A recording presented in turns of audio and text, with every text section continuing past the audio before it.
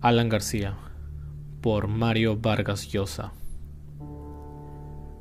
Lo conocí durante la campaña electoral de 1985 por Manuel Checa Solari, un amigo común que se había empeñado en presentarnos y que nos dejó solos toda la noche. Era inteligente y simpático, pero algo en él me alarmó y al día siguiente fui a la televisión a decir que no votaría por Alan García, sino por Luis Bedoya Reyes. No era rencoroso, pues, elegido presidente, me ofreció la embajada de España, que no acepté. Su primer gobierno, 1985-1990, fue un desastre económico y la inflación llegó a 7000%. Intentó nacionalizar los bancos, las compañías de seguros y todas las instituciones financieras. Una medida que no solo habría acabado de arruinar al Perú, sino eternizado en el poder a su partido, el APRA, pero lo impedimos en una gran movilización popular hostil a la medida que lo obligó a dar marcha atrás. Su apoyo fue decisivo para que ganara la próxima elección presidencial en 1990 Alberto Fujimori, quien 2 años después dio un golpe de estado. Alan García tuvo que exiliarse. Su siguiente gobierno fue mucho mejor que el primero, aunque por desgracia estropeado por la corrupción, sobre todo asociada a la empresa brasileña de Odebrecht, que ganó licitaciones de obras públicas muy importantes, corrompiendo a altos funcionarios gubernamentales. La fiscalía lo estaba investigando a él mismo sobre este asunto y habría decretado su detención preliminar de 10 días cuando decidió suicidarse. Algún tiempo antes había intentado pedir asilo en Uruguay, alegando que era víctima de una persecución injusta, pero el gobierno uruguayo desestimó su pedido por considerar con toda justicia que en el Perú actual el poder judicial es independiente del gobierno y nadie es acosado por sus ideas y convicciones políticas. Durante su segundo gobierno lo vi varias veces. La primera, cuando el fujimorismo quiso impedir que se abriera el lugar de la memoria, en el que se daría cuenta de sus muchos crímenes políticos con el pretexto de la lucha antiterrorista, y, a su pedido, acepté presidir la comisión que puso en marcha ese proyecto que es ahora, felizmente, una realidad. Cuando el Nobel de Literatura me llamó para felicitarme y me dio una cena en Palacio de Gobierno, en la que quiso animarme para que fuera candidato presidencial. Creí que nos habíamos amistado, le bromeé. Me pareció que lo vi una última vez en una obra en la que yo actuaba, Las 1001 Noche. Pero he seguido muy de cerca toda su trayectoria política y el protagonismo que ha tenido en los últimos 30 años de la vida pública del Perú.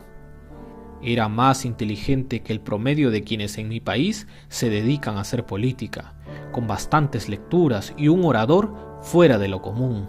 Alguna vez le oí decir que era lamentable que la Academia de la Lengua solo incorporara escritores, cerrando la puerta a los oradores que, a su juicio, no eran menos originales y creadores que aquellos. Me imagino que lo decía en serio.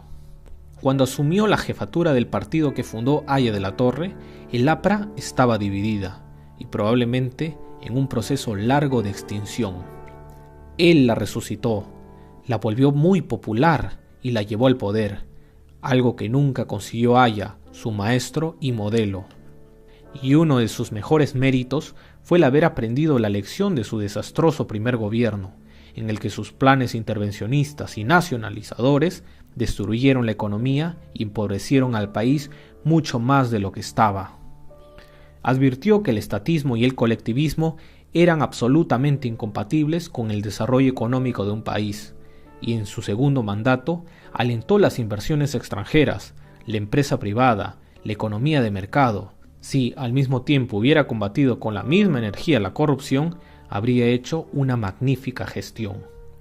Pero en ese campo, en vez de progresar, retrocedimos, aunque sin duda no al extremo vertiginoso de los robos y pillerías de Fujimori y Montesinos, que, me parece, sentaron un tope inalcanzable para los gobiernos corruptos de América Latina.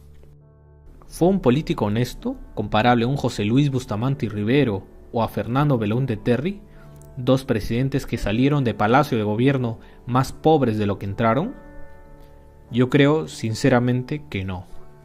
Lo digo con tristeza porque pese a que fuimos adversarios, no hay duda que había en él rasgos excepcionales como su carisma y energía a prueba de fuego.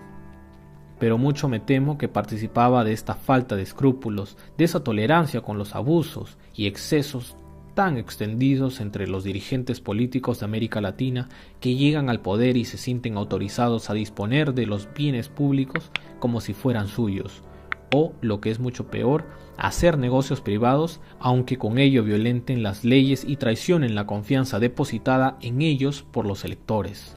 ¿No es verdaderamente escandaloso, una vergüenza sin escrúpulos, que los últimos 5 presidentes del Perú estén investigados por supuestos robos, coimas y negociados cometidos durante el ejercicio de su mandato?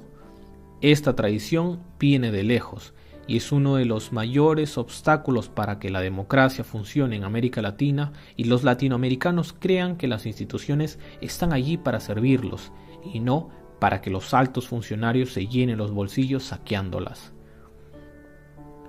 El pistoletazo con el que Alan García se voló los sesos pudiera querer decir que se sentía injustamente asediado por la justicia, pero también que quería que aquel estruendo y la sangre derramada corrigieran un pasado que lo atormentaba y que volvía para tomarle las cuentas. Los indicios, por lo demás, son sumamente inquietables. Las cuentas abiertas en Andorra por los colaboradores más cercanos, los millones de dólares entregados por Odebrecht al que fue secretario general de la presidencia, ahora detenido, y a otro allegado muy próximo, sus propios niveles de vida tan por encima de quien declaró al prestar juramento sobre sus bienes al acceder a la presidencia: mi patrimonio es este reloj. En el Perú, desde hace algún tiempo, hay un grupo de jueces y fiscales que ha sorprendido a todo el mundo por el coraje con el que ha venido actuando para combatir la corrupción, sin dejarse amedrentar por la hostilidad desatada contra ellos desde la misma esfera del poder al que se enfrentan, investigando, sacando a la luz a los culpables, denunciando los malos manejos de los poderosos. Y afortunadamente, pese al silencio cobarde de tantos medios de información, hay también un puñado de periodistas que sostienen la labor de aquellos funcionarios heroicos. Este es un proceso que no puede ni debe detenerse, porque de él depende que el país salga por fin del subdesarrollo y se fortalezcan las bases de la cultura democrática, para la cual la existencia del Poder Judicial independiente y honesto es esencial. Sería trágico que en la comprensible emoción que ha causado el suicidio de Alan García, la labor de aquellos jueces y fiscales se viera interrumpida o saboteada y los contados periodistas que los apoyan fueran silenciados. Muchas gracias por ver este video. Si te gustó, te invito a suscribirte a Historia del Perú. Además, recuerda que puedes darle me gusta y compartirlo con tus contactos. Nos vemos la próxima semana.